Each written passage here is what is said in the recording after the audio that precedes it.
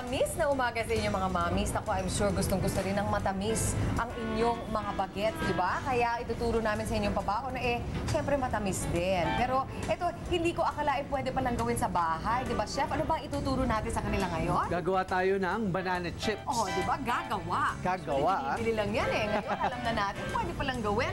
At syempre, ang ingredients niya, may saging eh, di ba? Meron tayong asukal, brown sugar, meron tayong tubig, at saka ang ating Saba. saging. Ngayon, gagawin na natin, pakita na natin, ito, itong paggawa natin ng caramel na asukal, brown sugar, 1:1. Okay. Then, yun natin, mahinang apoy lang. Then yung tubig, pagka naglagay kayo dito sa asukal, huwag sa gitna, ang lagay sa gilid. Parang paikot lang yan. Kasi pagka linagay mo yan, Yora, sa gitna, ang mangyayari, hihinto yan, hindi siya. Hindi siya, hindi siya makakalat. Oo, maya-absorb kagad ng asukal, hindi yan kakalat na maayos. Okay, tapos prito-prito lang. Prito na natin to. Prituhin lang yung saba na Yes. mag-isa. Hiwalay pala siya dun sa caramel. Oo, and low fire lang para dahan-dahan siyang matanggal yung moisture nung ating saging. Yun, na sigurado mabilis lang yung maluto kasi maninipis nga yung hiwa. Oo. So, idea nito parang bite-size lang na banana cue. Yep. Oo.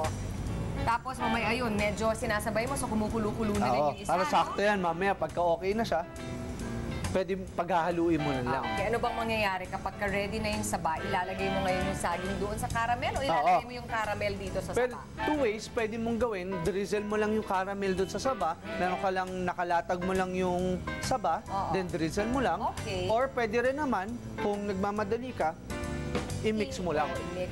Mukhang ready na ha, brown-brown na yung banana. Yan, Okay. oo. Tapos makikita mo, Nyora, caramel na siya. Nag-brown na siya. Then okay na siya, nawala na yung tubig. Oo, hindi So, na siya malabnaw, Oo. ano? Ngayon, itong ating banana, gagawin natin, ihahalo na ngayon natin siya. So, pinatay mo na yung apoy niya, Okay, ano? nakapatay Kasi na siya. caramel na eh. Oo. Okay, tapos didikit na lang yan ng kusa, halo-halo, di ba? Dikit na lang siya. Sabi mo nga, lalo pang titigas yan mamaya, yung talagang magiging sticky na siya, di ba? Oo. Eto na, magiging itsura niyan. Ayun, yung dumidikit-dikit. Naku, hindi na kailangan bumili ng banana cue sa labas ang mga bagets, di ba? Eto na. At huwag niyo kalimutan, syempre, para maingan yung mga bata. Lagi kayo magsama ng isang motivational note para ganahan sila. Isang great na araw para sa isang great na anak. Love you.